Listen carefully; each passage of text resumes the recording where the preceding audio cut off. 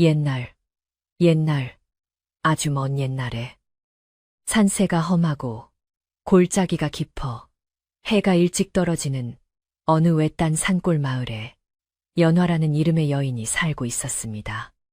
이 마을은 겨울이 되면 유난히 눈이 많이 내리고 바람이 매섭게 불어와 사람들의 발길이 뚝 끊기곤 하는 곳이었는데 그의 겨울은 유독 일찍 찾아와 마을 사람들의 마음을 시리게 만들었습니다.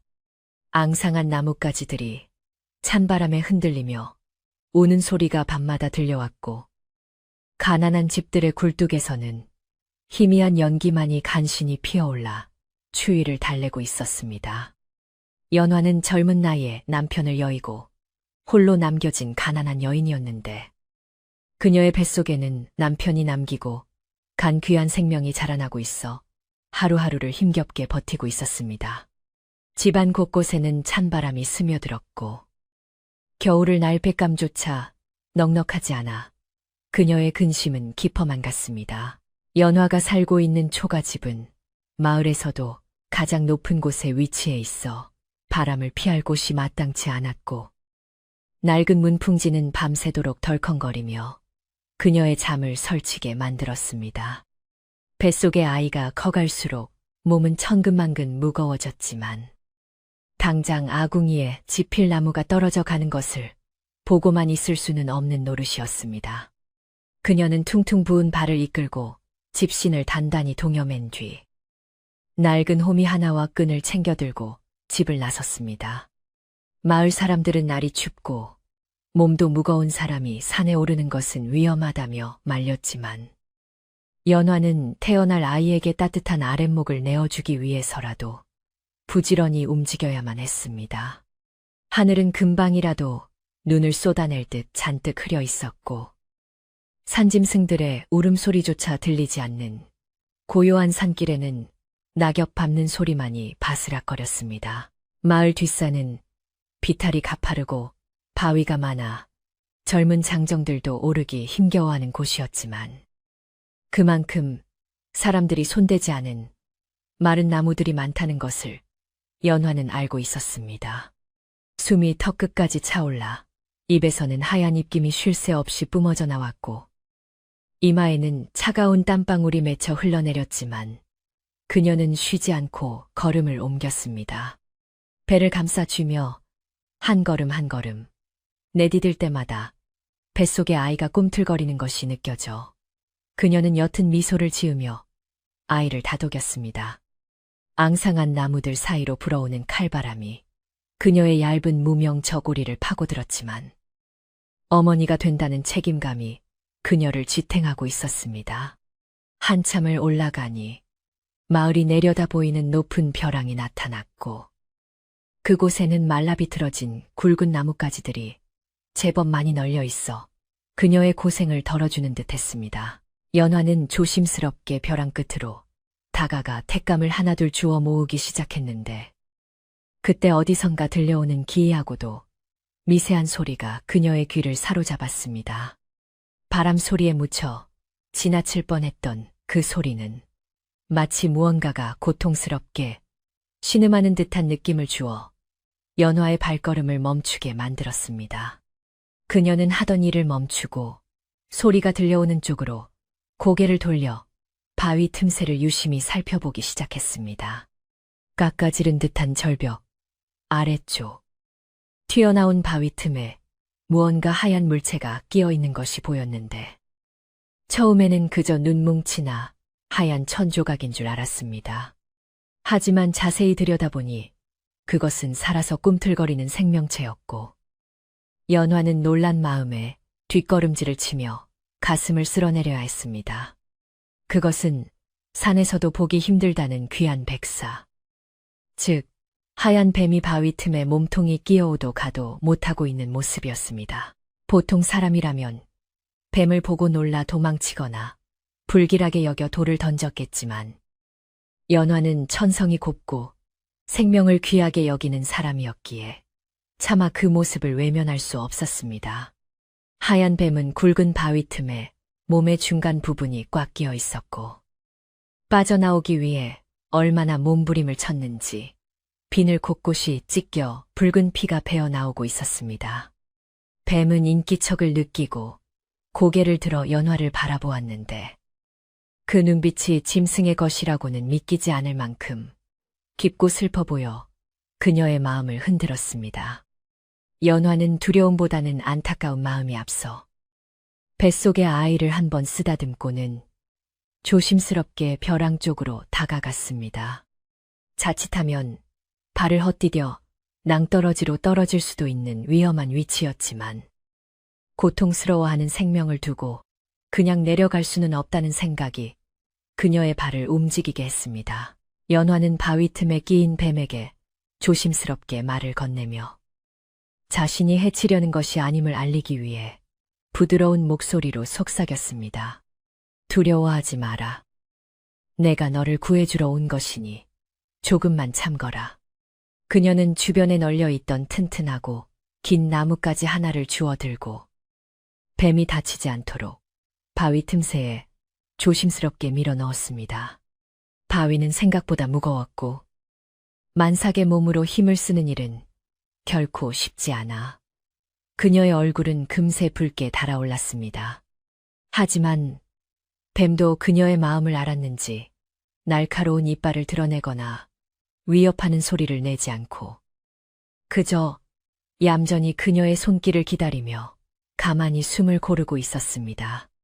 연화는 젖먹던 힘까지 짜내어 지렛대 원리로 나뭇가지를 눌러 바위를 들어 올리려 애썼고 손바닥이 까져 쓰라려 왔지만 멈추지 않았습니다. 마침내 육중한 바위가 아주 조금 들썩이는 순간이 찾아왔고 그 찰나의 틈을 놓치지 않고 하얀 뱀은 재빠르게 몸을 비틀어 바위 틈에서 빠져나오는데 성공했습니다.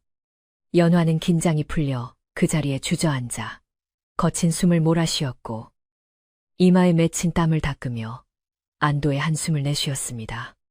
자유의 몸이 된 뱀은 곧바로 숲으로 사라질 것이라 생각했지만 예상과 달리 뱀은 연화의 주위를 맴돌며 떠나지 않았습니다.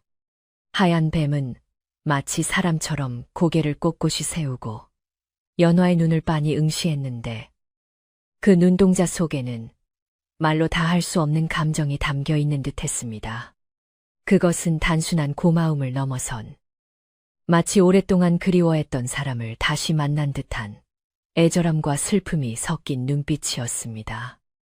연화는 그 신비로운 눈빛에 홀린 듯 마주보았고 순간적으로 가슴 한구석이 아려오는 기분을 느꼈습니다. 차가운 바람이 다시 불어와 연화의 정신을 깨우기 전까지 두 존재는 그렇게 한참 동안 서로를 바라보며 말없는 교감을 나누었습니다. 뱀은 천천히 몸을 돌려 숲속으로 사라지기 시작했는데 몇 번이나 뒤를 돌아보며 연화가 있는 쪽을 확인하는 모습이 마치 작별을 아쉬워하는 사람 같았습니다. 하얀 비늘이 덤불 사이로 완전히 사라지고 나서야 연화는 자신이 겪은 일이 꿈인지 현실인지 몽롱한 기분에 사로잡혔습니다. 하지만 손바닥에 남은 상처와 바위의 차가운 감촉은 분명 현실이었고 그녀는 다시 정신을 차려 흩어진 땔감을 모으기 시작했습니다.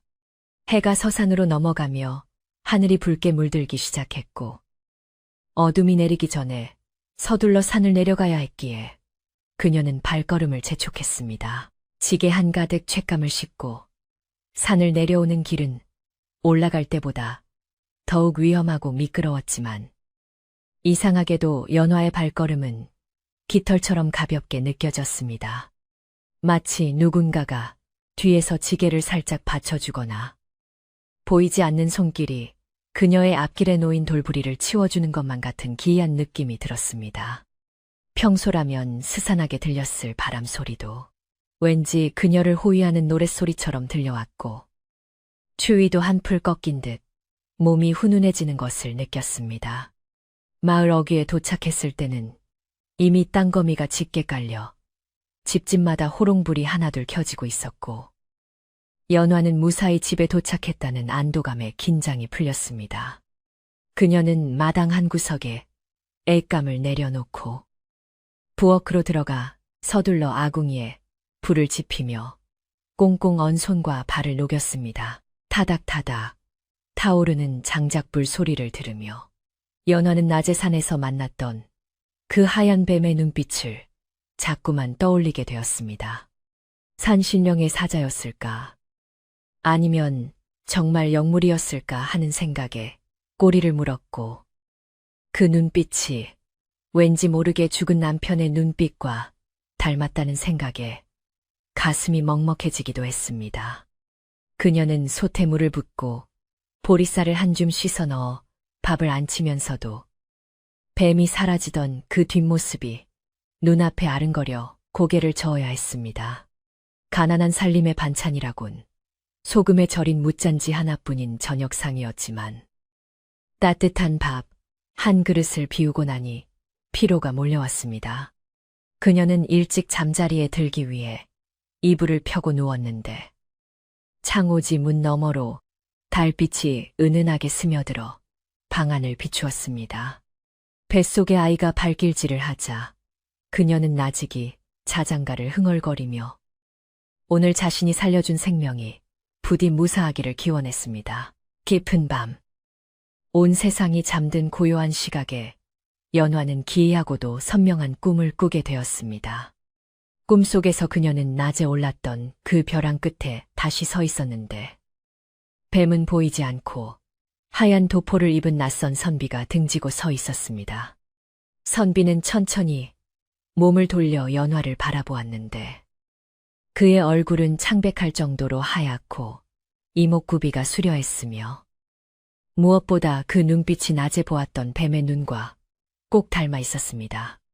그는 아무 말 없이 연화에게 다가와 무릎을 꿇고 그녀의 불룩한 배에 조심스럽게 손을 얹었는데 그 손길이 너무나 따뜻하고 다정하여 연화는 거부할 수가 없었습니다. 선비의 눈에서는 굵은 눈물방울이 뚝뚝 떨어져 땅을 적셨고 그의 입술이 달싹였지만 소리는 들리지 않았습니다. 하지만 연화는 마음으로 그가 무슨 말을 하고 있는지 알 수 있을 것만 같았습니다. 고맙소. 은혜를 잊지 않겠소. 내 목숨을 다해 그대를 지킬 것이요. 꿈에서 깨어난 연화는 이마에 식은땀이 흥건했지만 기분은 나쁘지 않고 오히려 개운함을 느꼈습니다. 밖은 아직 어둑어둑했지만 닭이 대를 치는 소리가 들려와 아침이 멀지 않았음을 알리고 있었습니다. 연화는 자리에서 일어나 부엌으로 가기 위해 방문을 열었는데 마당에 나선 그녀는 깜짝 놀라 입을 다물지 못했습니다. 어제 자신이 힘겹게 해온 땔감 옆에 누군가 밤새 가져다 놓은 것이 분명한 질 좋은 참나무 장작이 산더미처럼 쌓여 있었기 때문입니다. 그뿐만이 아니었습니다.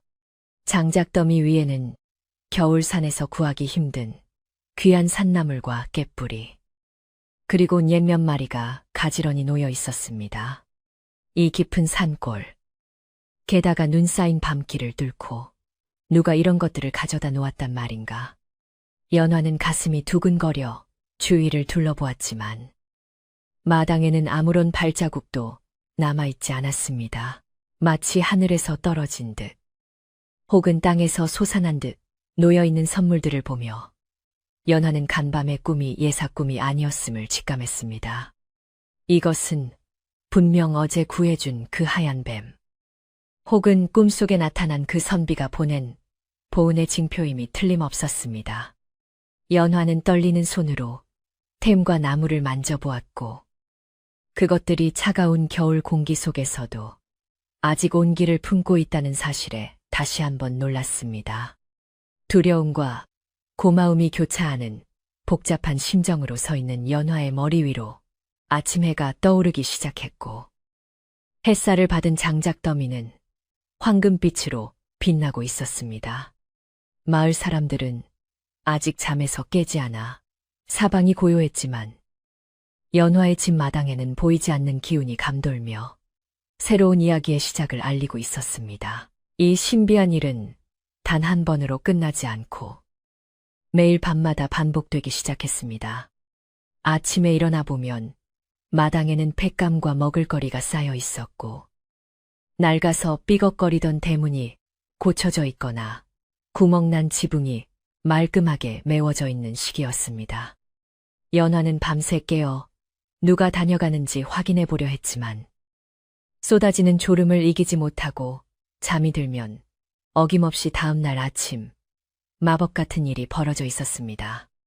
이 기이한 현상 덕분에 연화는 만삭의 몸으로 험한 일을 하지 않아도 되었고 영양가 있는 음식을 섭취하며 건강을 회복할 수 있었습니다. 하지만 세상의 비밀은 없는 법이라 연환의 집에 돛감과 곡식이 넘쳐난다는 소문은 조금씩 담장을 넘어 마을 사람들의 귀에 들어가기 시작했습니다. 마을 사람들은 처음에는 홀로 사는 임산부를 누군가 몰래 도와주는 것이라 생각하며 다행이라 여겼지만 점차 그 정도가 지나치고 출처를 알 수 없는 귀한 물건들이 쌓이자 수군거림이 생겨났습니다. 특히 마을에서 입이 가볍기로 소문난 칠성내는 연화의 집을 기웃거리며 의심의 눈초리를 보내기 시작했습니다. 아니, 과부 혼자 사는 집에 밤마다 남정네가 드나드는 게 아니고서야 어찌 저런 일이 있단 말인가. 도깨비 장난도 아니고 말이야.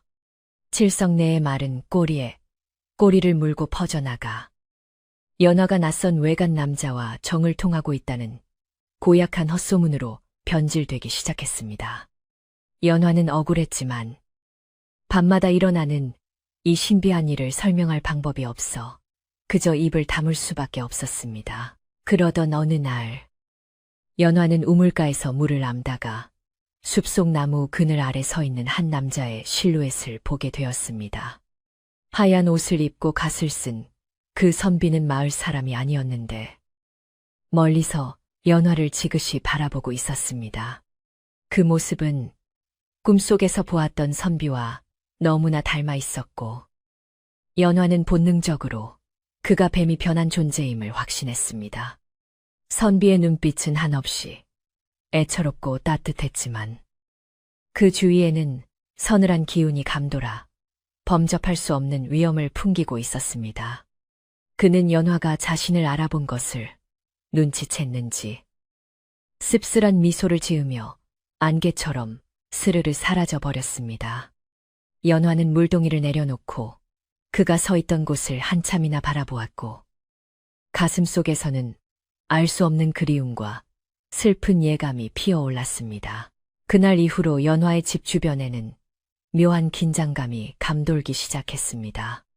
마을 사람들은 연화를 피하거나 뒤에서 수군거렸고 연화는 자신을 지켜주는 존재에 대한 고마움과 마을 사람들의 시선 사이에서 괴로워했습니다.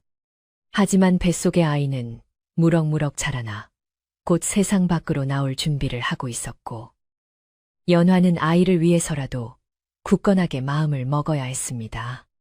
그녀는 밤마다 방문을 걸어 잠그고 기도를 올렸습니다. 부디 이 아이와 자신, 그리고 자신을 도와주는 그 신비한 존재가 무사할 수 있게 해달라고 말입니다. 그러나 하늘에는 먹구름이 몰려오고 있었고 마을의 늙은 개들이 이유 없이 허공을 향해 지저대는 등 불길한 징조들이 하나둘 나타나고 있었습니다. 겨울바람은 더욱 거세졌고 눈보라가 몰아칠 기세로 하늘이 낮게 내려앉았습니다. 연화는 뱃속의 아이가 발로 차는 것을 느끼며 자신이 구해준 뱀과의 인연이 단순히 생명을 구해준 것으로 끝나지 않을 것임을, 그리고 피할 수 없는 운명의 소용돌이가 자신을 향해 다가오고 있음을 뼈저리게 느끼고 있었습니다. 벼랑 끝에서 시작된 이 기이한 인연은 이제 마을 전체를 뒤흔들 거대한 사건의 서막을 알리고 있었으며 사랑과 희생, 그리고 비극이 얽힌 슬픈 전설은 이제 막 그 첫 장을 넘기고 있었습니다. 연화의 집 굴뚝에서 피어오르는 연기는 바람에 흩어지며 마치 하얀 뱀이 춤을 추는 형상을 하고 하늘로 사라져갔습니다. 겨울밤이 깊어질수록 산골 마을의 추위는 매섭게 파고들었지만 연화의 작은 초가집만큼은 마치 봄날처럼 훈훈한 기운이 감돌았습니다. 아궁이에는 누군가가 가져다 놓은 질 좋은 참나무 장작이 타닥타닥 소리를 내며 타고 있었고, 방바닥은 절절 끓어 만삭의 연화가 온몸을 녹이기에 부족함이 없었습니다. 그러나 집안의 따뜻한 공기와는 달리 집 밖을 감싸고 있는 공기는 날이 갈수록 차갑고 날카로워졌습니다. 그것은 단순히 겨울바람 때문만이 아니라 마을 사람들 사이에서 피어오르기 시작한 의심과 질투 섞인 시선 때문이었습니다. 연화의 집에 밤마다 낯선 그림자가 어른거린다는 이야기는 칠성내의 입을 통해 순식간에 온 마을로 퍼져나갔고, 사람들은 삼삼오오 모여 수군거기 시작했습니다. 아무런 연고도 없는 과부의 집에 객감이 쌓이고 고기 굽는 냄새가 난다는 것은 흉년이 든 이 마을에서 결코 예사로 넘길 수 없는 일이었습니다. 칠성내는 마을에서 소문내기를 좋아하고 남의 일에 참견하기를 즐기는 여인이었는데, 그녀는 연화의 집에서 일어나는 일이 도무지 마음에 들지 않았습니다. 자신의 남편은 산에 나무를 하러 갔다가 빈지게로 돌아오기 일쑤였는데, 힘없는 과부 집에는 가만히 앉아 있어도 귀한 것들이 굴러들어오니 배가 아파 견딜 수가 없었던 것입니다. 칠성내는 밤마다 연화의 집 담장 너머를 기웃거리며 꼬투리를 잡으려 애썼고, 마침내 어느 달빛 흐린 밤에 기이한 광경을 목격하고야 말았습니다. 하얀 도포 자락을 휘날리는 훤칠한 사내가 연화의 마당에 소리 없이 들어서는 것을 본 것입니다. 사내의 발걸음은 마치 구름 위를 걷는 듯 가벼웠고, 그가 손을 휘젓자 무거운 장작더미가 저절로 움직여 처마 밑에 쌓이는 믿을 수 없는 광경이 펼쳐졌습니다. 칠성내는 눈을 비비며 다시 보았지만 사내는 순식간에 안개처럼 흩어져 사라져 버렸고, 마당에는 물건들만 덩그러니 남아 있었습니다. 다음 날 아침, 마을 우물가는 칠성내가 퍼뜨린 이야기로 발 디딜 틈 없이 시끌벅적했습니다. 내 두 눈으로 똑똑히 봤다니까. 허우대가 멀쩡한 사내였어. 밤마다 몰래 드나들며 살림을 차린 게 분명해. 칠성내는 자신이 본 기이한 현상, 즉 장작이 저절로 움직이거나 사내가 안개처럼 사라진 부분은 쏙 빼놓고 오로지 연화가 외간 남자와 정을 통한다는 식으로 이야기를 부풀렸습니다. 사람들은 처음에는 반신반의했지만 칠성내가 워낙 확신에 차서 떠들어대자 점차 그 말을 믿기 시작했습니다. 세상에, 남편 죽은 지 얼마나 됐다고 벌써 딴 살림을 차려. 뱃속의 아이도 죽은 남편 자식이 아닐지도 몰라. 근거 없는 비방과 억측들이 눈덩이처럼 불어나 연화를 향해 굴러오기 시작했고, 마을 사람들의 눈빛은 경멸과 조소로 바뀌어 갔습니다. 연화가 물을 기르러 우물가에 나타나면 사람들은 하던 이야기를 멈추고 싸늘하게 등을 돌리거나 들으라는 듯 혀를 차며 자리를 피했습니다. 연화도 마을의 분위기가 심상치 않다는 것을 모르지 않았지만 억울함을 호소할 길은 요원했습니다. 밤마다 자신을 찾아오는 그 존재가 사람이 아니라는 것을, 자신이 산에서 구해준 하얀 뱀이 은혜를 갚는 것이라는 사실을 말해봤자 누구도 믿어주지 않을 것이 뻔했기 때문입니다. 오히려 요물과 어울린다며 돌팔매질을 당하거나 뱃속의 아이까지 해를 입을까 두려워 그녀는 입을 꾹 다물 수밖에 없었습니다. 그녀는 사람들의 시선을 피해되도록 바깥 출입을 삼갔고 집안에 틀어박혀 바느질을 하며 시간을 보냈습니다. 하지만 마음은 늘 불안하여 문살에 비치는 그림자 하나에도 가슴이 철렁 내려앉곤 했습니다.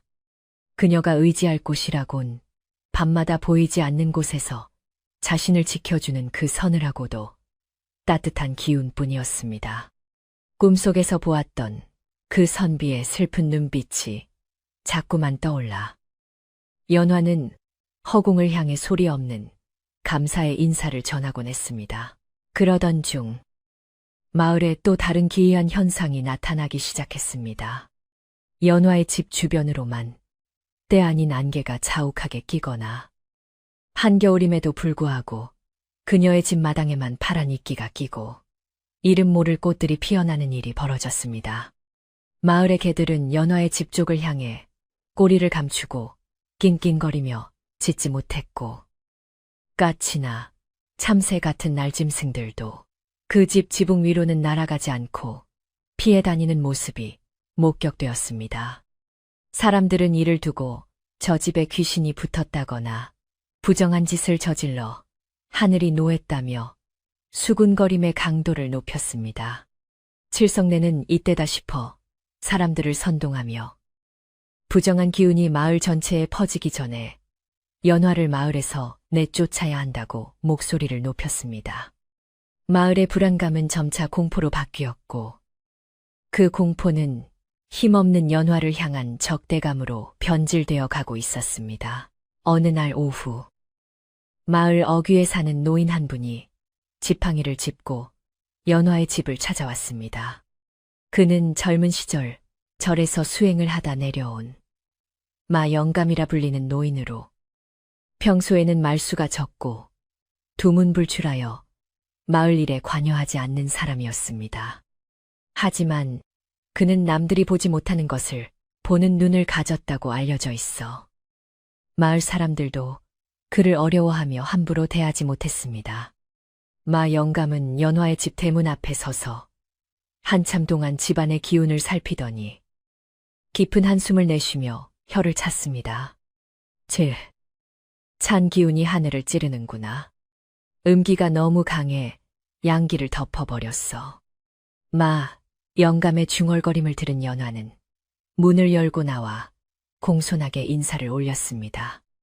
그녀는 이 노인이 자신을 해치러 온 것이 아님을 본능적으로 느꼈고 어쩌면 자신의 사정을 이해해줄 유일한 사람일지도 모른다는 희망을 품었습니다. 마 영감은 연화의 얼굴을 빤히 들여다보더니 대뜸 툇마루에 걸터앉으며 물었습니다. 새댁, 밤마다 찾아오는 손님이 있지. 사람이 아닌 손님 말이야. 연화는 심장이 덜컥 내려앉는 것 같았지만 떨리는 목소리로 조심스럽게 대답했습니다. 어르신, 그게 무슨 말씀이신지요? 마 영감은 지팡이로 바닥을 툭툭 치며 엄한 표정으로 말했습니다. 숨길 생각 말게. 내 눈에는 다 보여. 자네 몸 주위에 서린 기운이 예사롭지 않아. 비린내가 나고 축축한 것이 아주 오래 묵은 이묵이나 뱀의 기운이야. 연화는 더 이상 부인할 수 없음을 깨닫고 고개를 숙인 채 눈물을 흘리며 자초지종을 털어놓았습니다. 산에서 죽어가던 하얀 뱀을 구해준 일부터 그 후 밤마다 선비의 모습으로 나타나 자신을 도와준 일까지 가슴 속에 묻어두었던 이야기를 모두 쏟아냈습니다. 이야기를 다 들은 마 영감의 표정은 더욱 어두워졌습니다. 그는 연화의 딱한 사정을 이해하면서도 단호한 목소리로 경고했습니다. 은혜를 갚으려는 그 마음은 갸륵하나 인간과 짐승의 길은 엄연히 다른 법이네. 더구나 그것이 영물이라면 더욱 그러해. 음과 양이 조화를 이루어야지. 한쪽이 너무 강하면 결국 탈이 나게 되어 있어. 마영감은 잠시 말을 멈추고 연화의 부른 배를 가리키며 말을 이었습니다. 자네 뱃속의 아이를 생각하게. 그 강력한 음기가 계속 자네 곁에 머물면 아이가 온전히 태어나기 힘들 수도 있어. 그리고 그 영물 또한 자네에게 얽매여 제 갈 길을 가지 못하고 파멸할 수도 있네. 연화는 그 말에 소스라치게 놀라 배를 감싸 안았습니다. 자신을 지켜주는 줄만 알았던 그 존재가 사실은 서로에게 독이 될 수도 있다는 사실은 그녀에게 큰 충격이었습니다. 마영감은 자리에서 일어나며 마지막으로 당부했습니다. 정을 떼야 하네. 그가 다시 찾아오거든. 더 이상 오지 말라고 단호하게 말하게. 그래야 둘 다 살 수 있어. 곧 큰 비가 올 징조가 보이니 서둘러야 할 거야. 마 영감은 무거운 발걸음으로 집을 나섰고 연화는 캔마루에 주저앉아 하염없이 눈물을 흘렸습니다. 자신을 위해 헌신하는 그에게 어떻게 매몰차게 오지 말라고 할 수 있단 말인가. 하지만 뱃속의 아이를 지켜야 한다는 어미로서의 본능과 그가 자신 때문에 파멸할 수도 있다는 두려움 사이에서 연화의 마음은 갈기갈기 찢어지는 듯했습니다. 해가 지고 어둠이 깔리자 바람 소리가 더욱 거칠어지며 마치 누군가의 울음소리처럼 들려왔습니다. 연화는 방문을 걸어 잠그고 이불을 뒤집었었지만 마 영감의 경고는 귓가에서 떠나지 않았습니다. 그날 밤은 유난히 어둡고 달빛조차 구름에 가려 보이지 않았습니다. 연화는 잠을 이루지 못하고 뒤척이다가 마당에서 들려오는 익숙한 인기척을 느꼈습니다. 평소 같으면 반가움에 가슴이 설렜겠지만 오늘은 두려움과 슬픔이 앞섰습니다. 문풍지 너머로 희미한 그림자가 비쳤고 그 그림자는 한참 동안 문 앞에 서서 움직이지 않았습니다. 마치 연화의 복잡한 마음을 꿰뚫어 보고 있는 듯. 선비는 문을 열거나 들어오려 하지 않고 그저 서 있을 뿐이었습니다. 연화는 숨을 죽이고 그 그림자를 바라보며 마음속으로 수천 번이고 미안하다는 말을 되뇌었습니다. 돌아가세요. 제발 돌아가세요. 우리 인연은 여기서 끝내야 해요. 그녀의 마음속 외침이 전해진 것일까? 그림자는 깊은 한숨을 내쉬는 듯 하더니 천천히 돌아섰습니다. 하지만 그 발걸음은 평소와 달리 무거웠고 땅을 끄는 듯한 소리가 났습니다. 다음 날 아침 연화가 방문을 열었을 때 마당에는 여느 때와 달리 아무것도 놓여있지 않았습니다. 다만 대문 앞에 하얀 뱀의 비늘 하나가 떨어져 있어 아침 햇살에 영롱하게 빛나고 있을 뿐이었습니다. 연화는 그 비늘을 주워들고 가슴에 품으며 이것이 그가 남긴 마지막 작별 인사가 아닐까 생각했습니다. 그러나 마을의 상황은 연화의 바람대로 흘러가지 않았습니다. 칠성내를 비롯한 마을 사람들은 며칠 동안 연화의 집을 감시하고 있었고 어젯밤에도 누군가가 다녀간 흔적을 발견하고는 더욱 흥분했습니다. 봤지? 어젯밤에도 그놈이 왔다 갔어. 이제 아주 대놓고 드나드는구먼. 사람들은 연화가 자신들을 기만하고 있다며 분노했고 촌장을 찾아가 단판을 지어야 한다고 아우성을 쳤습니다. 마을 분위기가 험악해지는 것과 동시에 하늘의 표정도 심상치 않게 변해갔습니다. 맑았던 하늘에 갑자기 먹구름이 몰려들더니 한겨울에는 보기 드문 천둥 번개가 치기 시작했습니다. 오르릉 쾅쾅 하늘이 찢어질 듯한 굉음이 산골짜기를 울렸고 마른 하늘에 날벼락이 떨어져 마을 입구의 당산나무 가지가 꺾이는 일이 발생했습니다. 사람들은 이것을 불길한 징조로 받아들였고 모든 원흉을 연화에게 돌리기 시작했습니다. 저 부정한 년 때문에 동티가 난 거야. 마을이 망하기 전에 쫓아내야 해. 공포에 질린 사람들의 분노는 걷잡을 수 없이 커졌고 촌장조차도 더 이상 사람들을 진정시킬 수 없는 지경에 이르렀습니다. 마을 회관에서는 긴급 회의가 소집되었고 연화를 어떻게 처단할 것인지에 대한 격론이 오갔습니다. 한편 연화는 집안에서 꼼짝도 못하고 밖의 동태를 살피고 있었습니다.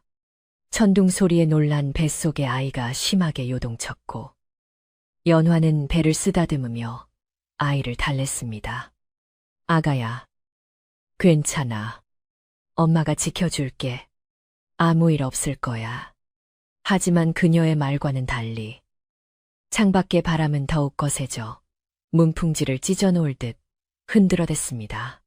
그때 밖에서 웅성거리는 소리와 함께 횃불의 불빛이 일렁이는 것이 보였습니다. 마을 사람들이 몽둥이와 낫을 들고 연화의 집으로 몰려오고 있었던 것입니다. 선두에는 칠성내가 서서 고래고래 고함을 지르고 있었고, 그 뒤로 성난 표정의 남자들이 따르고 있었습니다. 연화 나오라고 해. 이 마을에서 당장 떠나지 않으면 집에 불을 지르겠어. 사람들의 고함 소리가 천둥 소리와 뒤섞여 지옥의 아수라장 같은 공포를 자아냈습니다. 연화는 공포에 질려 방구석으로 물러났습니다. 이제는 피할 곳도 숨을 곳도 없었습니다. 그녀는 문을 굳게 걸어 잠그고 제발 이 폭풍우가 지나가기만을 기도했습니다. 하지만 사람들은 대문을 부수고 마당으로 들이닥쳤고 칠성내는 연화의 방문을 거칠게 두드렸습니다. 문 열어 안에 남자가 숨어 있는 거 다 알아. 문이 덜컹거리며 빗장이 부서질 듯 위태로워졌고 연화는 비명을 지르며 이불을 뒤집어 썼습니다. 바로 그때 하늘이 번쩍하며 거대한 번개가 마당 한가운데 내리꽂혔습니다. 사람들은 비명을 지르며 뒤로 물러섰고 순식간에 주위가 대나처럼 환해졌습니다. 그리고 그 번개 빗속에서 사람들은 믿을 수 없는 광경을 목격하게 되었습니다. 연화의 집 지붕 위로 거대한 하얀 구렁이가 케미를 들고 시뻘건 눈으로 사람들을 내려다보고 있었던 것입니다. 그것은 사람이 아니었습니다. 집채만한 크기의 백사가 혀를 날름거리며 위협적인 소리를 내고 있었는데 그 모습은 공포 그 자체였습니다. 마을 사람들은 혼비백산하여 뱀이다 괴물이다라고 소리치며 뒷걸음질 쳤고 칠성내는 다리에 힘이 풀려 그 자리에 주저앉고 말았습니다.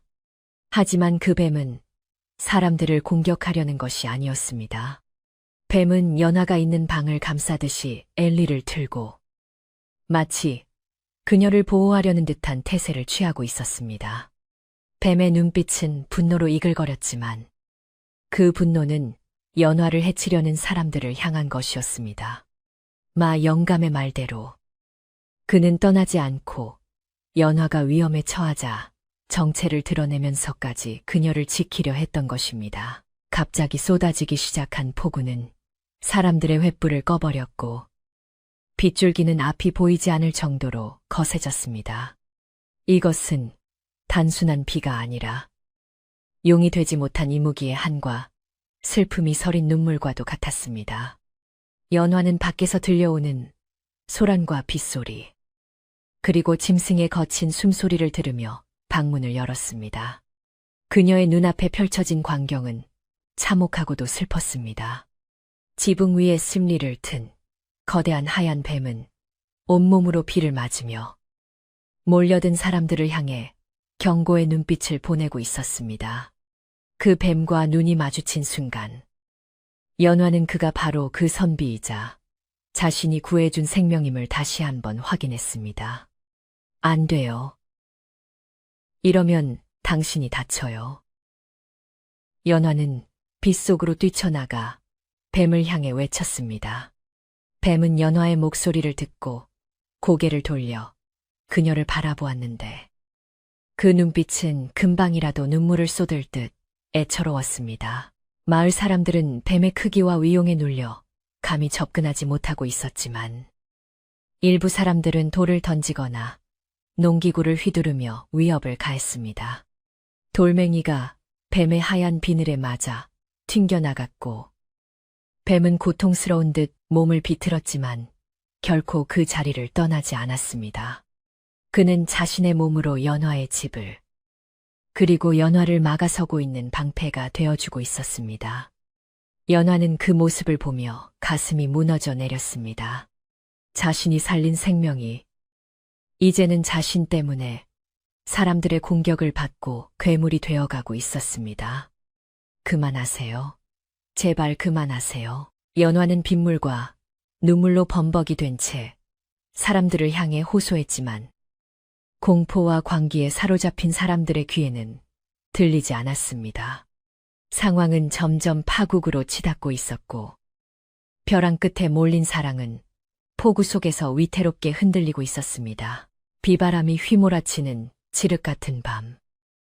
연화의 집마당은 그야말로 아수라장이었습니다. 하늘에서는 양동이로 퍼붓는 듯한 굵은 빗줄기가 쉴 새 없이 쏟아져 내렸고, 번개가 칠 때마다 드러나는 거대한 하얀 뱀의 형상은 마을 사람들의 간담을 서늘하게 만들었습니다. 뱀은 또아리를 튼 채 연화의 작은 초가집을 감싸 안고 있었는데, 그 모습은 마치 거대한 산이 집을 보호하는 형상과도 같았습니다. 사람들은 공포에 질려 뒷걸음질 치면서도 손에 든 몽둥이와 낫을 놓지 못하고 부들부들 떨고 있었습니다. 칠성내는 비에 젖은 생쥐꼴을 하고서도 도끼에 찬 목소리로 소리를 질러댔습니다. 저것 봐. 저게 요물이 아니면 뭐란 말이야.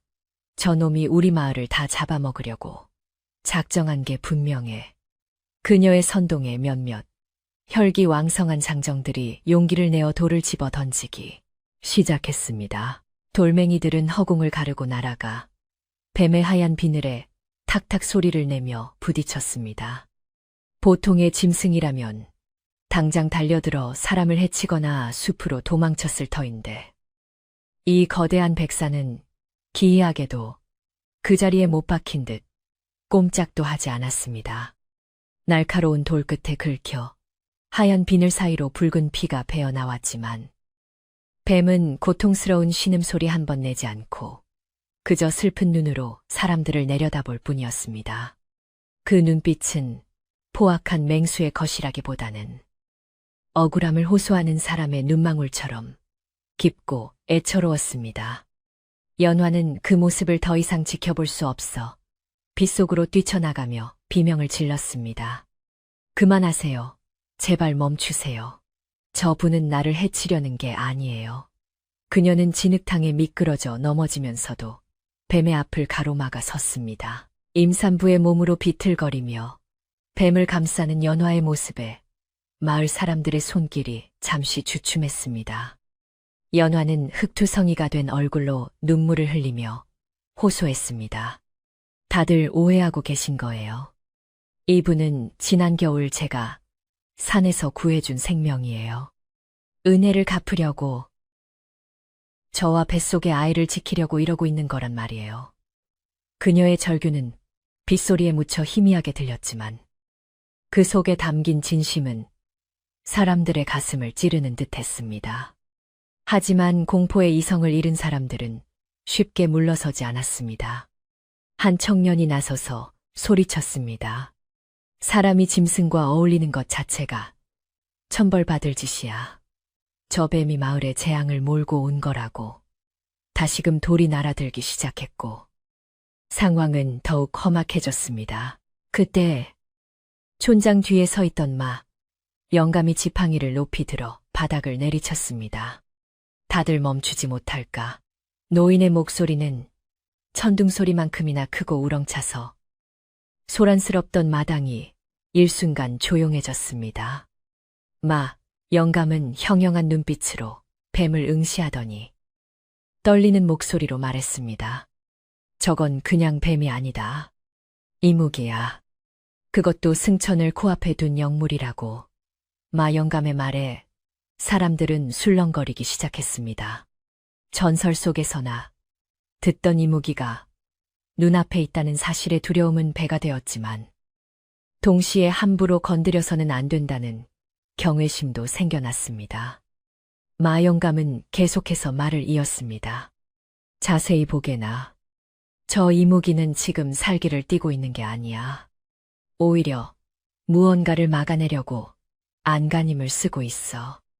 영감의 지적대로 뱀의 시선은 사람들을 향해 있지 않고 자꾸만 마을 뒷산의 꼭대기를 향하고 있었습니다. 뱀은 가끔씩 고개를 들어 검은 하늘을 쳐다보며 낮게 울부짖었는데 그 소리는 마치 피리를 부는 듯 구슬프고도 긴박하게 들렸습니다. 사람들은 그제야 뱀이 칠성내나 마을 사람들을 공격하려는 의도가 없음을 조금씩 깨닫기 시작했습니다. 만약 저 거대한 몸집으로 꼬리만 한 번 휘둘렀어도 초가집은 물론이고 앞에 서 있는 사람들은 뼈도 추리지 못했을 것입니다. 하지만 뱀은 피를 흘리면서도 묵묵히 연화의 집 주변을 철옹성처럼 지키고 있었습니다. 연화는 뱀의 몸통에 손을 대고 흐느꼈습니다.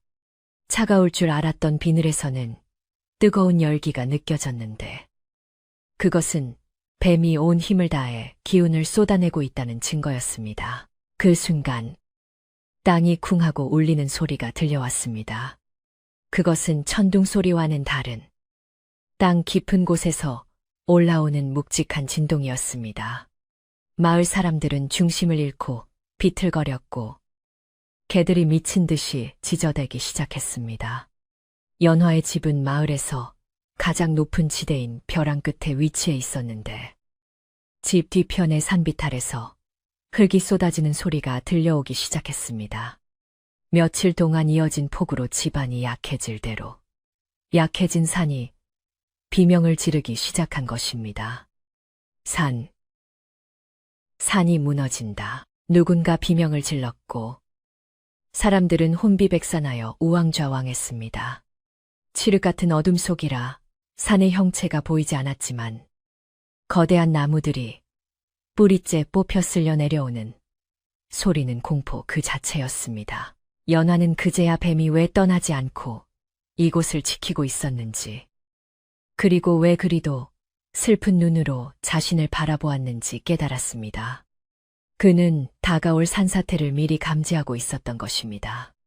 뱀은 연화를 떠나 자신의 안위를 챙길 수도 있었을 텐데, 연화가 살고 있는 이 집이 산사태의 경로에 있다는 것을 알고 그녀를 지키기 위해 남은 것이었습니다. 연화의 가슴 속에서 뜨거운 것이 치밀어 올랐습니다. 안 돼요. 나 때문에 당신이 희생하면 안 돼요.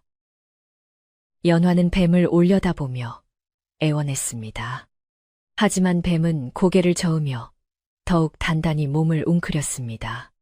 그것은 마치 나는 괜찮으니 걱정 말라고 말하는 듯한 몸짓이었습니다. 빗줄기는 점점 굵어져 앞을 분간할 수 없을 지경이 되었고 마을 아래쪽 개울은 이미 범람하여 흙탕물이 마을 입구를 덮치고 있었습니다. 칠성내와 마을 사람들은 자신들의 집이 물에 잠길까봐 겁에 질려 집으로 돌아가야 할지 아니면 이곳에 남아야 할지 갈팡질팡했습니다. 그때 촌장이 나서서 소리쳤습니다. 다들 진정하게. 지금 산을 내려가면 더 위험해.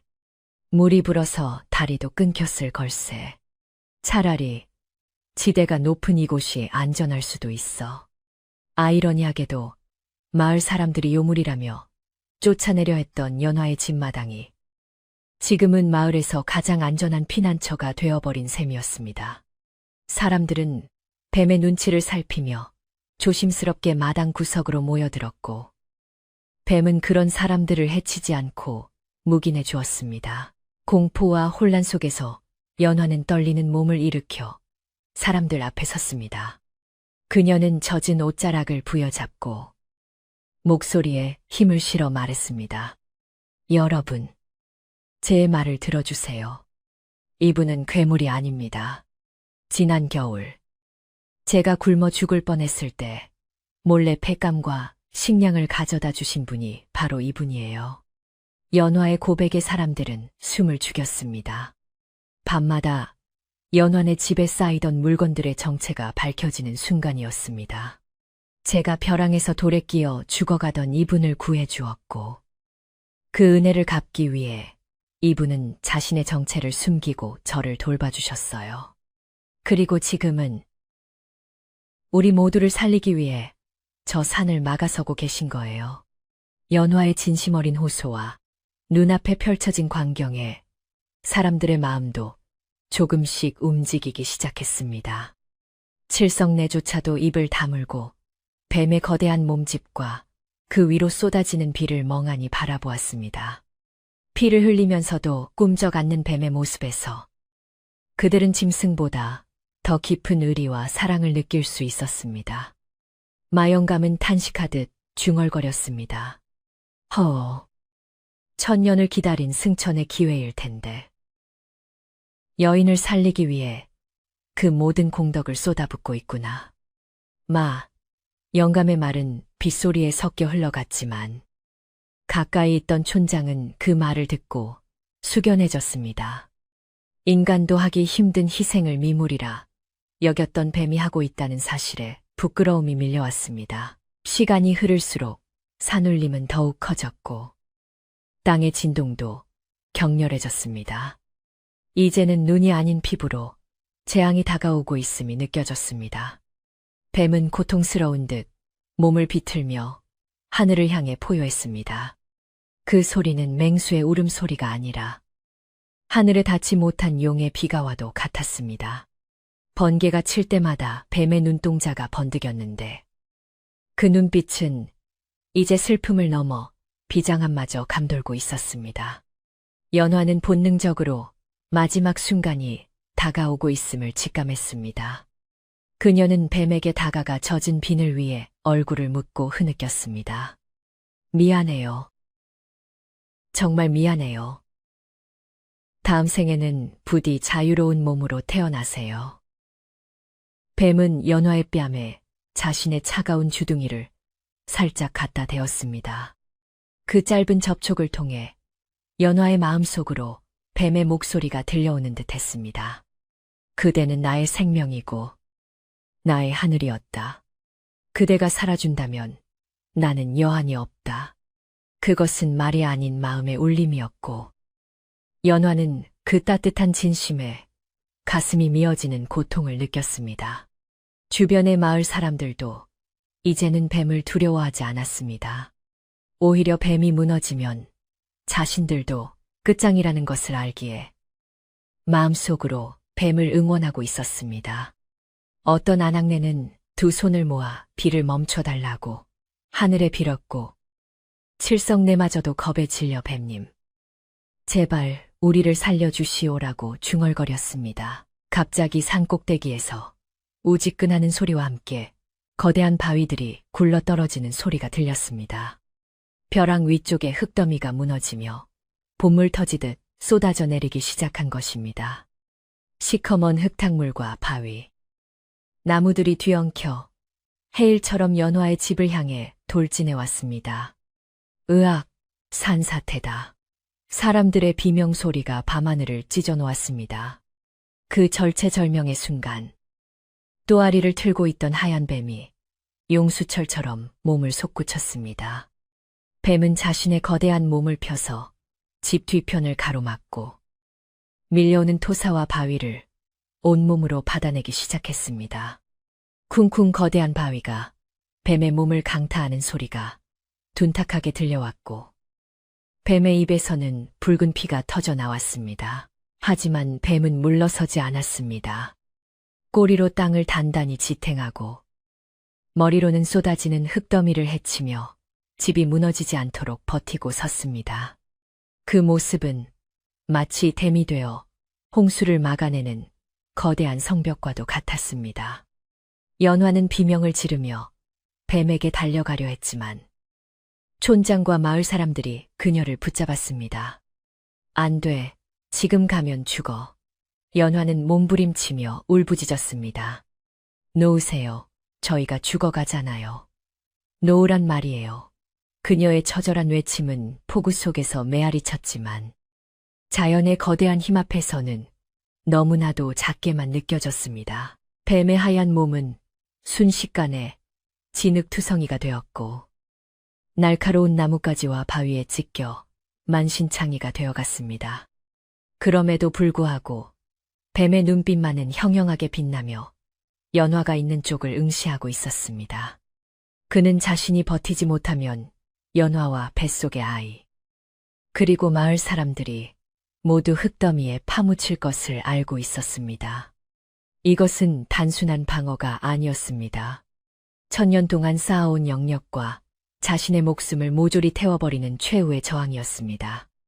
마영감은 그 처절한 광경을 보며 눈을 감고 연부를 외기 시작했습니다. 이것이 이무기의 운명이라면 너무나도 가혹하고 슬픈 운명이라 생각하면서 말입니다. 폭우는 그칠 줄 모르고 계속되었고 산사태의 위력은 점점 더 강해졌습니다.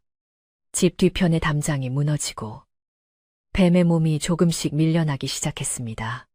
하지만 뱀은 찢어지는 고통 속에서도 마지막 힘을 짜내어 다시금 자세를 고쳐 잡았습니다. 그의 입에서 뿜어져 나오는 거친 숨결이 하얀 김이 되어 빗속으로 흩어졌습니다. 연화는 흙탕물 속에 주저앉아 자신의 생명을 구해준 은인에게 아무것도 해줄 수 없는 자신의 무력함을 탓하며 오열했습니다. 그녀의 눈물은 빗물과 섞여 땅으로 스며들었고 그 땅 위에서 뱀은 고독하고 위대한 싸움을 이어가고 있었습니다. 마을 사람들은 그제야 자신들이 얼마나 큰 죄를 지었는지 깨달았습니다. 요물이라 손가락질하고 돌을 던졌던 그 존재가 지금 자신들의 목숨을 지켜주고 있다는 사실에 고개를 들 수 없었습니다. 오해와 편견이 얼마나 무서운 것인지, 그리고 진정한 사랑과 희생이 무엇인지, 빗속의 하얀 뱀은 온몸으로 보여주고 있었습니다. 밤은 깊어만 갔고 생과 사의 갈림길에서 연화와 뱀, 그리고 마을 사람들의 운명은 위태롭게 흔들리고 있었습니다. 산이 울부짖는 소리와 뱀의 거친 숨소리가 뒤섞인 이 밤은 마을 사람들의 기억 속에 평생 지워지지 않을 긴 밤으로 기록될 것이었습니다. 거대한 굉음과 함께 쏟아져 내리던 산사태는 마치 성난 용이 땅을 집어삼키려는 기세로 연화의 집을 덮쳤지만 그 앞에는 더 큰 의지와 사랑으로 무장한 하얀 이무기가 버티고 있었습니다. 집채만 한 바위들이 뱀의 등에 쉴 새 없이 부딪히며 둔탁한 파열음을 냈고 날카로운 나뭇가지들은 이미 상처 입은 비늘을 파고들어 깊은 생채기를 남겼습니다. 붉은 선혈이 빗물에 씻겨 내려가 흙탕물을 붉게 물들였지만 뱀은 단 한 발자국도 뒤로 물러서지 않았습니다. 뱀은 꼬리로 땅속 깊이 뿌리 박힌 고목을 감아 지탱하고 온몸의 근육을 비틀어 흙더미의 무게를 견뎌내며 자신의 몸을 거대한 두구로 만들어 마을과 연화를 지켜내고 있었습니다. 그것은 단순히 힘으로 버티는 것이 아니라 천년의 수행으로 쌓아온 영혼의 기운을 모조리 쏟아붓는 처절한 희생이었습니다. 마을 사람들은 그 광경을 숨죽여 지켜보며 공포를 넘어선 경외심에 사로잡혔습니다. 방금 전까지만 해도 요물이라 부르며 돌을 던졌던 그 존재가 자신들의 목숨을 구하기 위해 살점이 뜯겨나가는 고통을 감내하고 있다는 사실은 사람들의 가슴에 큰 충격을 주었습니다. 칠성내는 들고 있던 낫을 스르르 떨어뜨리며 털썩 주저앉았고 입을 틀어막은 채 흐느끼기 시작했습니다. 아이고, 우리가 무슨 짓을 한 건가? 저 미물이 사람보다 낫구나. 그녀의 울음소리는 빗소리에 섞여 퍼져나갔고 다른 마을 사람들도 하나둘씩 무릎을 꿇거나 고개를 숙이며 자신들의 어리석음을 뉘우쳤습니다. 그들은 자신들의 편견과 오해가 얼마나 큰 죄악이었는지를 뼈저리게 느끼며 빗속에서 참회의 눈물을 흘렸습니다. 시간이 얼마나 흘렀을까? 영원처럼 느껴지던 산사태의 기세가 조금씩 잦아들기 시작했습니다. 무너져 내리던 흙더미는 뱀의 거대한 몸통에 막혀 더 이상 아래로 내려오지 못했고 물길은 뱀의 몸을 타고 양옆으로 갈라져 안전한 곳으로 흘러갔습니다. 뱀은 마지막 힘을 짜내어 무너진 벼랑을 온몸으로 받치고 있었지만 그의 눈빛은 서서히 빛을 잃어가고 있었습니다. 거친 숨소리는 점점 잦아들었고 하늘을 찌를 듯했던 기백도 사그라들며 축 늘어진 몸에서는 생명의 불씨가 꺼져가는 것이 느껴졌습니다. 마침내 굉음이 멈추고 거센 빗줄기도 가늘어지자 뱀은 임무를 완수한 장수처럼 스르르 바닥으로 무너져 내렸습니다. 쿵 하는 소리와 함께 거대한 머리가 진흙탕 속에 떨어졌고 그 충격으로 흙탕물이 사방으로 튀었습니다. 연화는 비틀거리는 걸음으로 달려나가 진흙탕 속에 쓰러진 뱀의 머리를 껴안았습니다. 차가운 빗물 속에서도 뱀의 몸은 아직 미지근한 온기를 품고 있었지만 그 온기는 빠르게 식어가고 있었습니다. 안 돼요. 눈 좀 떠보세요. 제발. 연화는 뱀의 피투성이가 된 얼굴을 자신의 옷자락으로 닦아주며 오열했습니다. 찢어진 비늘 사이로 흐르는 피는 멈추지 않았고 깊은 상처들은 보는 것만으로도 고통스러웠습니다. 뱀은 힘겹게 눈꺼풀을 들어 연화를 바라보았는데 그 눈동자는 더 이상 뱀의 것이 아니라 꿈속에서 보았던 그 다정한 선비의 눈빛으로 돌아와 있었습니다. 그는 말을 할 수 없었지만 그 그윽한 눈빛만으로도 연화에게 수만 마디의 말을 건네고 있었습니다. 그 순간 기이한 현상이 일어났습니다. 뱀의 몸에서 하얀 김이 피어오르더니 거대한 뱀의 형상이 서서히 흐릿해지며 사람의 모습으로 변해가기 시작했습니다.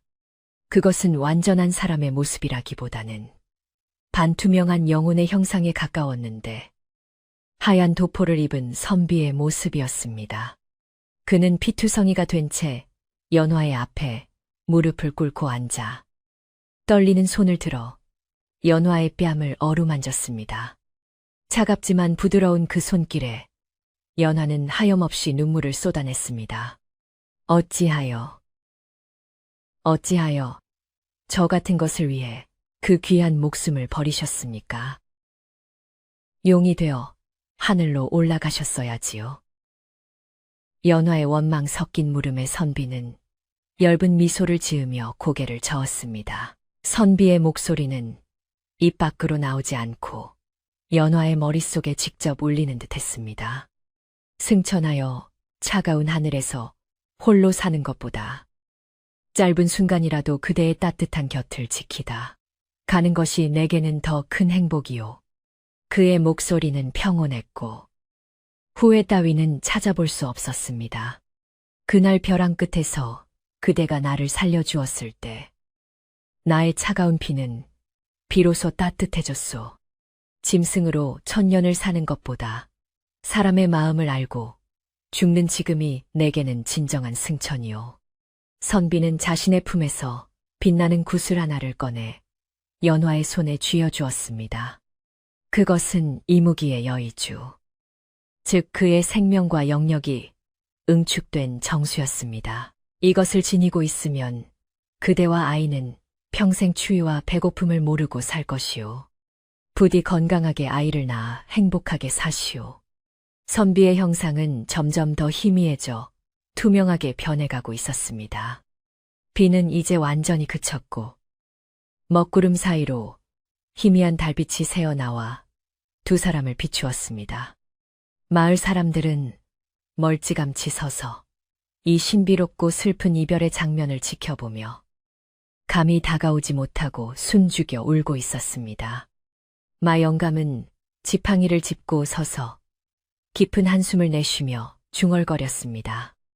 허, 짐승이 부처가 되었구나. 인간의 정이 하늘의 법도조차 바꾸어 놓았어. 연화는 사라져가는 선비의 옷자락을 잡으려 했지만 손은 허공을 가를 뿐이었습니다. 가지 마세요. 혼자 두지 마세요. 그녀의 애원에도 불구하고 선비는 마지막 힘을 다해 연화의 이마에 입을 맞추었습니다. 울지 마시오. 나는 사라지는 것이 아니라 바람이 되고 비가 되어 언제나 그대 곁에 머물 것이오. 벼랑 끝에 꽃이 피거든 내가 온 줄 아시오. 그 말을 마지막으로 선비의 형상은 수많은 빛의 가루가 되어 밤하늘로 흩어졌습니다. 그 빛들은 마치 반딧불이처럼 연화의 주위를 맴돌다가 하늘 높이 올라가 별이 된 듯 반짝이며 사라졌습니다. 연화는 빈 허공을 향해 손을 뻗으며 통곡했고 그 슬픈 울음소리는 산골짜기를 가득 메웠습니다. 선비가 사라진 자리에는 거대한 뱀의 시체도 피의 흔적도 남아있지 않았습니다. 다만 산사태를 막아낸 흙더미와 바위들만이 그가 목숨을 바쳐 싸운 증거로 남아있을 뿐이었습니다. 그리고 연화의 손에는 그가 남긴 따뜻하고 영롱한 구슬만이 쥐어져 있었습니다. 마을 사람들은 그제야 조심스럽게 다가와 연화를 부축했습니다. 칠성내는 연화의 앞에 무릎을 꿇고 손을 비비며 사죄했습니다.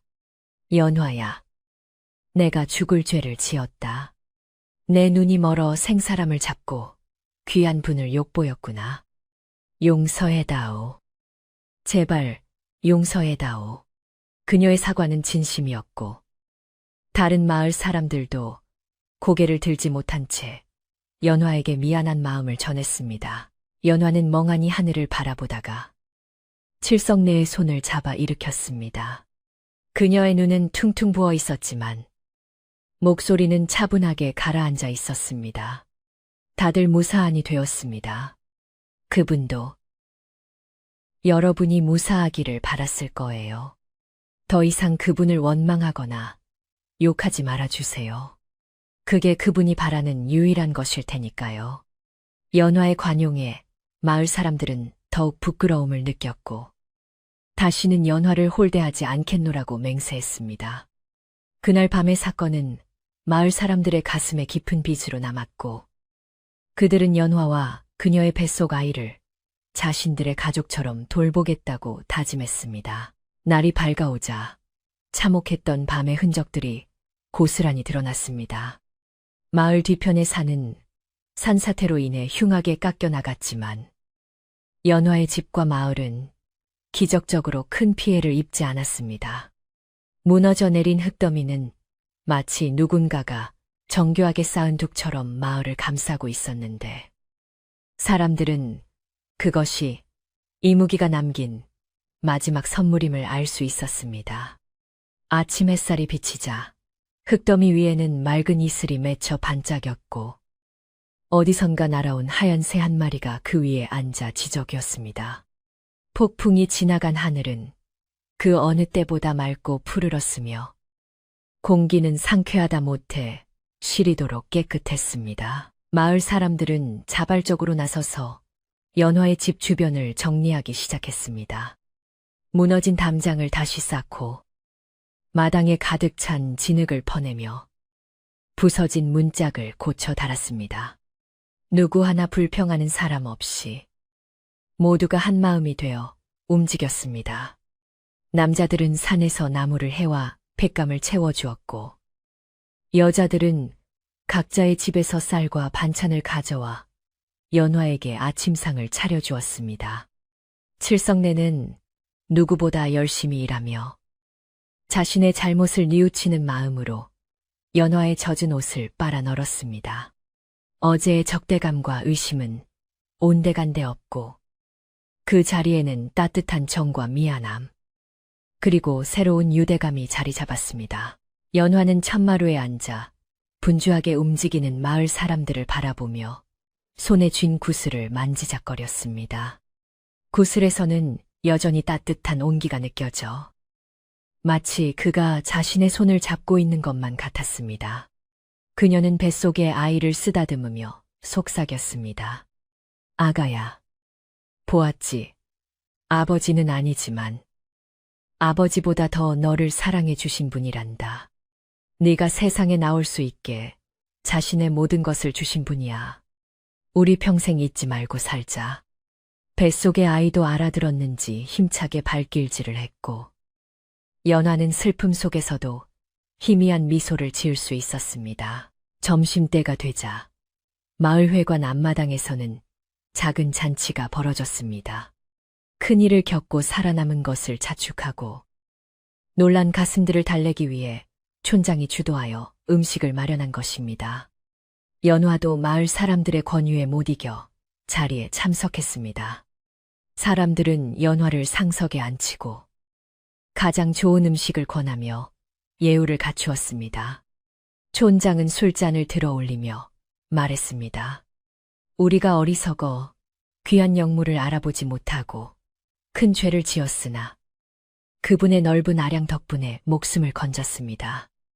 앞으로 우리 마을은 연화와 그 아이를 하늘이 준 선물로 여기고 지킬 것입니다. 그리고 매년 이맘때가 되면 그분을 기리는 제사를 올리도록 합시다. 마을 사람들은 모두 찬성하며 잔을 비웠습니다. 따뜻한 국밥을 먹으며 사람들은 긴장을 풀었고 여기저기서 안도의 한숨과 웃음소리가 들려오기 시작했습니다. 공포가 휩쓸고 간 자리에 다시 평범한 일상이 싹트고 있었습니다.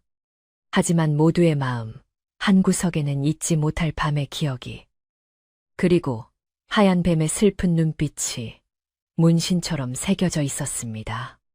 연화는 사람들 틈에 섞여 있으면서도 시선은 자꾸만 먼 산을 향했습니다. 산 꼭대기에는 아직 녹지 않은 눈이 하얗게 덮여 있었는데 그 모습이 마치 승천하지 못한 이무기가 엎드려 있는 것처럼 보였습니다. 오후가 되자 바람이 잦아들고 햇살은 더욱 따사로워졌습니다. 연화는 집으로 돌아와 깨끗하게 정돈된 방에 누웠습니다. 지난밤의 피로가 한꺼번에 몰려왔지만 마음만은 이상하리만치 평온했습니다. 구슬을 베개 밑에 넣고 눈을 감자 귓가에 바람 소리가 들려왔습니다. 휘잉하고 부는 바람 소리는 더 이상 춥거나 무섭지 않고 마치 자장가처럼 부드럽게 그녀를 감싸 안았습니다. 그녀는 꿈속에서라도 그를 다시 만날 수 있기를 간절히 바라며 깊은 잠에 빠져들었습니다. 집 밖 처마 밑에는 빗물이 똑똑 떨어지며 맑은 소리를 내고 있었고 마당 한 구석에는 어젯밤 산사태에 휩쓸려 내려온 이름 모를 야생화 씨앗 하나가 진흙 속에 뿌리를 내리고 있었습니다. 봄이 오면 그곳에서 어떤 꽃이 피어날지 아무도 알지 못했지만 그것이 분명 아름답고 신비로운 꽃일 것임은 짐작할 수 있었습니다. 마을은 다시 고요를 되찾았고 연화의 집 굴뚝에서는 저녁 밥 짓는 연기가 평화롭게 피어올랐습니다. 폭풍우가 지나간 뒤의 세상은 더욱 단단해졌고 슬픔을 머금은 땅은 더욱 비옥해져 있었습니다. 거친 폭풍우가 휩쓸고 지나간 뒤 찾아온 산골 마을의 봄은 그 어느 때보다 찬란하고 눈부셨습니다. 겨우내 얼어붙었던 계곡물이 녹아 졸졸 흐르는 소리가 마치 맑은 옥구슬이 굴러가는 듯했고 앙상했던 나뭇가지마다 연두색 새순이 돋아나 생명의 기운을 뿜어내고 있었습니다. 연화의 집 뒤편 산사태가 멈춘 자리에는 신기하게도 이름 모를 하얀 들꽃들이 흐드러지게 피어나 마치 거대한 꽃이 불을 덮어놓은 듯한 장관을 이루었습니다. 마을 사람들은 그 꽃들이 마을을 구하고 승천하지 못한 이무기의 넋이라 여기며 꽃밭을 지날 때마다 경건한 마음으로 두 손을 모으곤 했습니다. 더 이상 그곳은 공포의 장소가 아니라 마을을 지켜주는 수호신이 머무는 신성한 성역으로 변모해 있었습니다.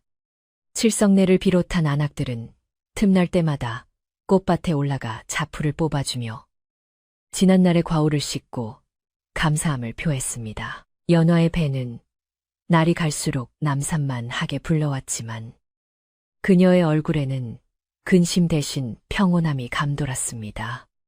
선비가 남기고 간 신비한 구슬 덕분인지 연화의 집은 땔감을 많이 떼지 않아도 늘 훈훈한 온기가 감돌았고 뒤주에는 쌀이 떨어지는 법이 없었습니다. 하지만 연화는 그 풍요를 혼자 누리지 않고 흉년이 들어 힘들어하는 이웃들에게 아낌없이 나누어 주었습니다. 이건 제 것이 아니라 그분이 마을 사람들에게 주신 선물이에요.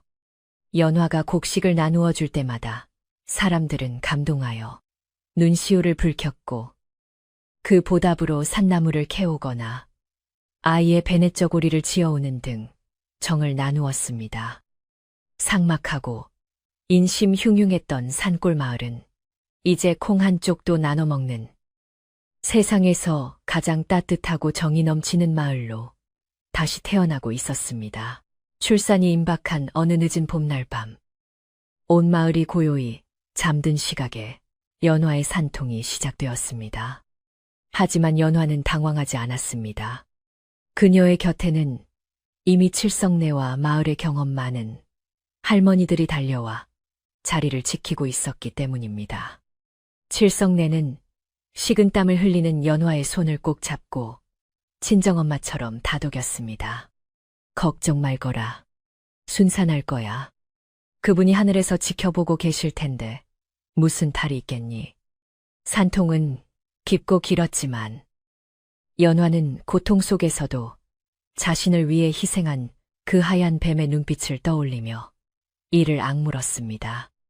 그가 목숨을 바쳐 지켜낸 아이이기에 자신도 목숨을 걸고 이 아이를 세상 밖으로 건강하게 내보내야 한다는 강한 의지가 그녀를 지탱하고 있었습니다.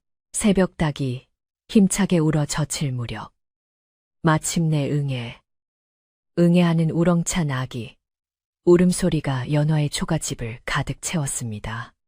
밖에서 초조하게 기다리던 촌장과 남자들은 환호성을 질렀고 방 안의 안악들은 기쁨의 눈물을 흘렸습니다. 태어난 아이는 사내 아이였는데 갓 태어난 핏덩이임에도 불구하고 이목구비가 뚜렷하고 골격이 장대하여 범상치 않은 기운을 풍겼습니다. 무엇보다 놀라운 것은 아이의 눈동자였습니다. 아이가 눈을 뜨자 그 속에는 깊고 그윽한 눈망울이 자리 잡고 있었는데 그것은 연화가 꿈속에서 보았던 선비의 눈, 그리고 벼랑 끝에서 자신을 바라보던 그 하얀 뱀의 눈과 쏙 빼닮아 있었습니다. 연화는 땀에 젖은 채 아이를 품에 안고 하염없이 눈물을 흘리며 속삭였습니다. 어서 오렴. 네가 그분의 선물이구나. 정말 고맙다. 아이는 무럭무럭 자라났습니다. 연화는 아이의 이름을 보은이라고 지었는데 이는 은혜를 갚는다는 뜻으로 뱀의 희생을 영원히 기억하겠다는 의미였습니다. 보은이는 마을 사람들의 사랑을 독차지하며 건강하게 성장했습니다. 아이는 유난히 산을 좋아하여 걸음마를 떼자마자 뒤뜰의 꽃밭에서 놀기를 즐겼는데 신기하게도 산짐승들이 보은이를 피하지 않고 친구처럼 어울렸습니다. 다람쥐가 어깨에 올라타 재롱을 부리거나 산새들이 손등에 앉아 노래를 부르는 모습은 마을 사람들에게 더 이상 낯선 풍경이 아니었습니다. 마 영감은 그런 보은이를 보며 흐뭇하게 웃곤 했습니다. 그 녀석, 영락없이 그분을 닮았구먼. 산신의 기운을 타고났어. 보은이는 압이 없는 아이라 손가락질받기는커녕 산신령이 점지해준 마을의 보배로 귀하게 대접받았습니다. 계절이 몇 번이나 바뀌고 다시 겨울이 찾아왔지만 마을 사람들은 더 이상 추위를 두려워하지 않았습니다. 연화의 집에서 시작된 온기가 마을 전체로 퍼져나간 듯 사람들의 마음속에 여유와 사랑이 가득 찼기 때문입니다. 1년 전 그 비극적이면서도 숭고했던 날이 돌아오자 마을 사람들은 자발적으로 제사를 준비했습니다. 촌장은 마을 입구에 백사수옵이라는 작은 비석을 세웠고 집집마다 정성껏 마련한 음식을 차려놓고 위령제를 지냈습니다. 슬픈 곡소리 대신 마을을 지켜준 수호신에 대한 감사와 찬양의 노래가 울려 퍼졌습니다. 연화는 하얀 소복을 입고 어린 보은이의 손을 잡고 비석 앞에 섰습니다. 그녀는 향을 피우며 마음속으로 그에게 말을 건넸습니다. 보세요. 당신 덕분에 우리가 이렇게 살아 있습니다. 당신의 희생은 결코 헛되지 않았어요. 제사가 끝나고 마을 잔치가 벌어졌습니다. 떡과 고기, 술이 풍성하게 차려졌고 사람들은 둥그렇게 둘러앉아 덕담을 나누었습니다. 예전 같으면 칠성내가 남의 험담을 늘어놓느라 바빴겠지만 지금의 칠성내는 누구보다 앞장서서 음식을 나르고 아이들을 챙기는 마을의 맏며느리 역할을 하고 있었습니다. 그녀는 보은이에게 닭다리를 뜯어주며 말했습니다. 우리 보은이, 많이 먹고 쑥쑥 커서 이 마을을 지키는 훌륭한 사람이 되어야 한다. 내 아비. 아니, 너를 지켜주신 그분처럼 말이다. 보은이는 입가에 기름을 묻힌 채 해맑게 웃으며 고개를 끄덕였습니다. 그 평화로운 모습을 바라보는 연화의 입가에도 잔잔한 미소가 번졌습니다. 비극은 시간의 흐름 속에 희석되고 그 자리에 단단한 희망과 행복이 뿌리내린 것입니다. 잔치가 파하고 밤이 깊어지자 사람들은 하나둘씩 집으로 돌아갔습니다. 연화는 잠든 보은이를 업고 집으로 돌아와 자리에 눕혔습니다. 아이는 꿈속에서도 기분 좋은 일이 있는지 방긋방긋 웃고 있었고 그 모습은 천사가 따로 없었습니다. 연화는 아이의 머리카락을 쓸어 넘겨주며 창문을 살짝 열어 밤하늘을 올려다보았습니다. 구름 한 점 없는 맑은 하늘에 별들이 총총히 박혀 있었는데 유독 크고 밝게 빛나는 별 하나가 연화의 집 지붕 바로 위에 떠 있었습니다. 연화는 그 별이 자신들을 내려다보고 있는 그분의 눈동자라고 생각했습니다. 차가운 밤 공기가 뺨을 스쳤지만 그 바람 속에는 왠지 모를 따뜻한 입김이 섞여 있는 듯 했습니다. 연화는 주섬주섬 옷을 챙겨 입고 마당으로 나갔습니다. 그리고 집 뒤편 하얀 꽃들이 잠들어 있는 언덕으로 올라갔습니다. 달빛을 받은 꽃밭은 마치 은하수가 내려앉은 듯 신비로운 빛을 발하고 있었습니다. 연화는 꽃밭 한가운데 있는 큼직한 바위에 걸터 앉았습니다. 그 바위는 뱀이 산사태를 막을 때 마지막까지 꼬리로 감고 버티던 바로 그 바위였습니다. 바위의 표면은 거칠었지만 연화에게는 그 어떤 비단 방석보다 포근하게 느껴졌습니다. 그녀는 바위를 쓰다듬으며 혼잣말처럼 속삭였습니다. 당신, 거기 있나요? 보은이가 오늘 처음으로 아빠라는 말을 했어요. 비록 당신은 대답해 줄 수 없지만 저는 아이에게 당신이 얼마나 훌륭하고 멋진 분이었는지 매일 이야기해 줄 거예요. 그때 어디선가 부드러운 바람이 불어와 꽃잎들을 흩날리며 연화의 주위를 감쌌습니다. 바람결에 섞여 들려오는 소리는 마치 고맙소, 사랑하오라고 속삭이는 그 선비의 목소리 같았습니다. 연화는 눈을 감고 그 바람을 온몸으로 느꼈습니다. 슬픔은 이제 앙금처럼 가라앉았고 그 위로 맑고 투명한 그리움만이 남아 있었습니다. 그녀는 알고 있었습니다. 그가 멀리 떠난 것이 아니라 비가 되어 대지를 적시고 바람이 되어 땀을 식혀주며 햇살이 되어 아이를 키워주고 있다는 것을 말입니다. 그들은 비록 몸은 떨어져 있지만 영혼만은 언제나 함께 숨쉬고 있었습니다. 이것은 이별이 아니라 또 다른 형태의 영원한 만남이었습니다. 연화가 다시 눈을 떴을 때 바위 틈새에서 피어난 한 송이 꽃이 눈에 들어왔습니다. 다른 꽃들과 달리 유난히 잎이 크고 하얀 빛을 띠는 그 꽃은 마치 하얀 뱀이 잿미를 틀고 있는 듯한 모양을 하고 있었습니다. 연화는 그 꽃을 조심스럽게 어루만지며 미소를 지었습니다.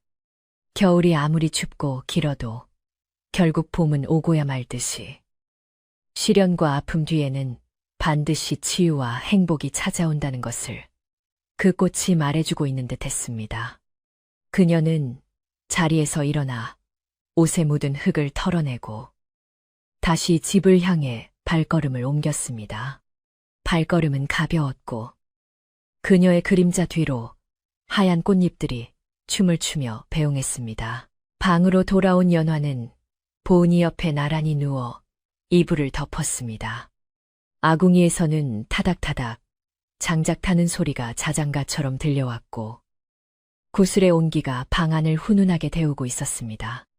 그녀는 보은이의 작은 손을 자신의 손 안에 포개어 잡았습니다. 아이의 손에서 전해지는 따뜻한 체온이 그녀의 가슴 깊은 곳까지 전해졌습니다. 아가야, 좋은 꿈 꾸렴. 아버지가 지켜주는 꿈나라에서 마음껏 뛰어놀렴. 연화는 아이의 이마에 입을 맞추고 자신도 서서히 깊은 잠속으로 빠져들었습니다. 그녀의 꿈속에서는 험한 산도, 무서운 뱀도, 사나운 폭풍우도 없었습니다. 오직 따뜻한 햇살 아래 하얀 도포를 입은 선비와 보은이, 그리고 자신이 손을 잡고 꽃길을 걷는 평화로운 풍경만이 펼쳐져 있었습니다. 마을은 깊은 침묵 속에 잠겼습니다. 가끔 들려오는 부엉이 울음소리가 밤의 정적을 더해줄 뿐, 세상의 모든 근심과 걱정은 어둠 속에 묻혔습니다. 연환의 집 지붕 위로 내리는 달빛은 어머니의 손길처럼 부드러웠고, 마당을 지키는 늙은 감나무도, 뒤뜰의 하얀 꽃들도 모두 편안한 숨을 고르며 잠이 들었습니다. 산골 마을의 밤은 그렇게 깊어갔고, 전설이 된 그들의 사랑 이야기는 바람을 타고 이 집 저 집 문풍지를 넘나들며 사람들의 꿈속으로 스며들었습니다.